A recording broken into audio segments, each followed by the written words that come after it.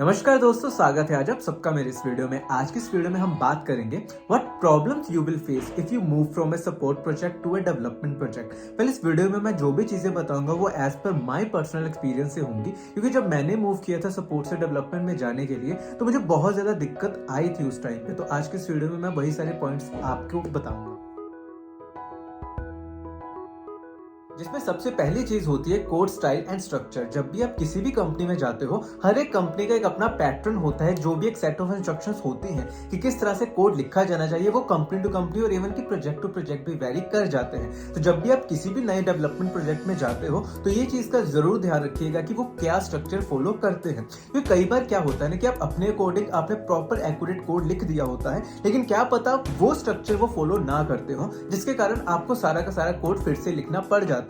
कई बार क्या होता है कि कई कन्वेंशंस ऐसी यूज की जाती है जो सिर्फ और सिर्फ उस पर्टिकुलर प्रोजेक्ट या उस पर्टिकुलर कंपनी के लिए ही यूज की जाती है, जो कि शायद आपको इनिशियली पता ना हो। तो मैं आपको यही सजेशन दूंगा कि जब भी आप किसी भी ऐसी कंपनी में जाओ तो सबसे पहले उनके कोड बेस को समझिए, उसी अकॉर्डिंग अपना कोड लिखना शुरू कीजिए। क्योंकि ये चीज मेरे साथ एक बार हो चुकी थी। जब मैं एक ऐसी कंपनी में गया था यहाँ पर मुझे पता नहीं था कि क्या प्रॉपर्ली फॉलो किया जाता और मैं अपने अकॉर्डिंग ही कोड लिख कर दे देता था। इनिशियली ये सब चीजें मैं जब लिखता था तो जब कोड रिव्यू होता था तो वो मुझे सारी कंप्लेंट्स लिख कर दे देते थे कि इस तरह से नहीं लिखना, तुम पहले प्रॉपर्ली समझो कि स्ट्रक्चर क्या होता है। तो ये मुझे इनिशियली एक प्रॉब्लम थी जो मुझे फेस करने को मिली थी। लेकिन आपको मैं यही एडवाइस दूंगा कि सबसे पहले कोड बेस को आसानी से समझिएगा, उसके बाद ही कोड लिखना शुरू कीजिएगा। Next point is have a good knowledge of version control system. आप जब भी किसी भी कंपनी में काम करते हो तो ऐसा तो बिल्कुल भी नहीं होगा ना कि आप वहां पर अकेले ही डेवलपर होंगे या सिर्फ अकेले ही उस प्रॉपर प्रोजेक्ट को हैंडल करोगे। ऐसा बिल्कुल भी नहीं होता। तो उस टाइम पे आपको चीजें पता होनी चाहिए कि आप किस तरह से लोगों के साथ कोलैबोरेट कर सकते हो। तो उसमें आपको गिट के बारे में पता होना चाहिए, गिट हब के बारे में पता होना चाहिए, बिट बकेट के बारे में, एक्सेट्रा एक्सेट्रा। जो भी वर्जन कंट्रोल सिस्टम्स होते हैं आपको उनके बारे में पता होना चाहिए। क्योंकि इवेंचुअली क्या होता है ना कि जब आप सपोर्ट प्रोजेक्ट से निकल कर डेवलपमेंट प्रोजेक्ट में जाते हो और आपको रियल वर्ल्ड का एक्सपीरियंस नहीं होता, और आप जब घर पे भी कोई प्रोजेक्ट बना रहे होते हो तो आप सिर्फ अकेले ही बंदे होते हो जो उस पर काम कर रहे होते हो, तो आपको इतना ज्यादा कोलैबोरेशन का पता नहीं होता। तो वो थोड़ा डिसएडवांटेज साबित हो सकता है। तो इनिशियली जब भी आप किसी भी प्रोजेक्ट में मूव करो तो ये सब चीजों का ध्यान जरूर रखिएगा कि वहां पर ये सारी चीजें किस तरह से फॉलो की जाती हैं। क्या बिट बकेट किस तरह से काम करता है या फिर गिट या गिटहब किस तरह से काम करता है, आपको इनके बारे में पता होना चाहिए। क्योंकि इन सब चीजों का वास्टली यूज किया जाता है जब भी आप किसी भी प्रोजेक्ट में काम करोगे। इनिशियली मुझे भी ये बहुत ज़्यादा दिक्कत आती थी कि कब किसका कोड पुल करना है, कब पुश करना है, लेकिन इवेंचुअली विद टाइम मैं ये सब चीज़ें सीख गया। लेकिन आपको मैं यही एडवाइस दूंगा कि अगर आपको ये सब चीज़ें पहले आती होंगी तो ये आपके लिए ही काफ़ी ज़्यादा अच्छा रहेगा। Third point is understand the database. अगर आप एक बैकएंड डेवलपर हो फिर तो आपको बहुत ही ज़्यादा ध्यान देने की जरूरत होती है डाटाबेस पे। लेकिन अगर आप फ्रंट एंड डेवलपर भी हो तब भी आपको पता होना चाहिए कि ओवरव्यू डाटाबेस किस तरह से काम कर रहा है। क्योंकि जब तक आपको पता ही नहीं होगा कि टेबल्स किस तरह से बनाए गए हैं, क्या क्या फील्ड्स उनमें बनाई गई हैं, उन फील्ड्स में कैसी वैल्यूज जा सकती है, तब तक आपके लिए काम करना बहुत ज़्यादा डिफिकल्ट हो जाता है। तो इनिशियली जब भी आप किसी भी डेवलपमेंट प्रोजेक्ट में जाते हो तो डाटाबेस की प्रॉपरली केटी जरूर लीजिएगा।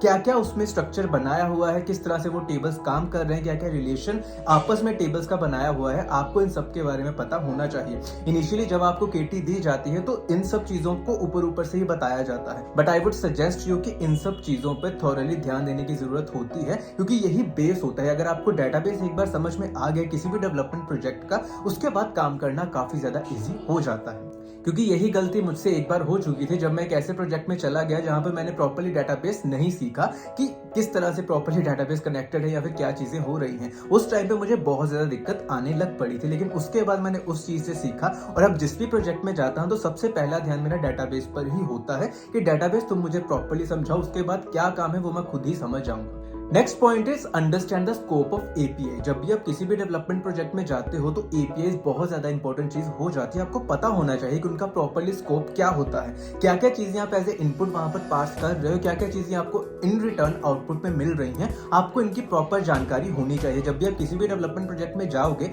इनकी प्रॉपर डॉक्यूमेंटेशन तैयार करके रखी होती है। I would suggest you starting के दिनों में ही इनको प्रॉपर्ली पढ़ लीजिएगा, नहीं तो आपको इन फ्यूचर बहुत ज्यादा दिक्कत आ सकती है।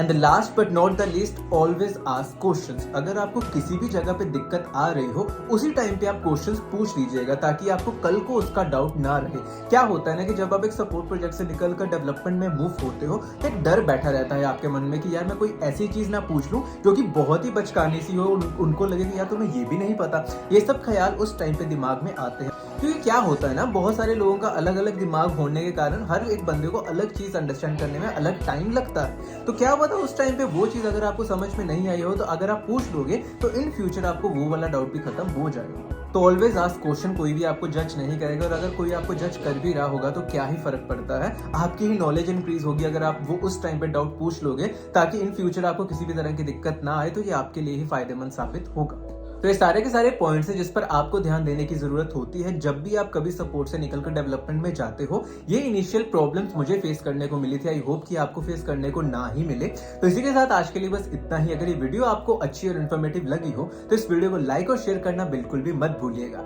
इसी के साथ मेरे चैनल को भी जरूर सब्सक्राइब कीजिएगा ताकि मैं ऐसी ही वीडियोस आप तक और भी लेके आ सकूं। धन्यवाद।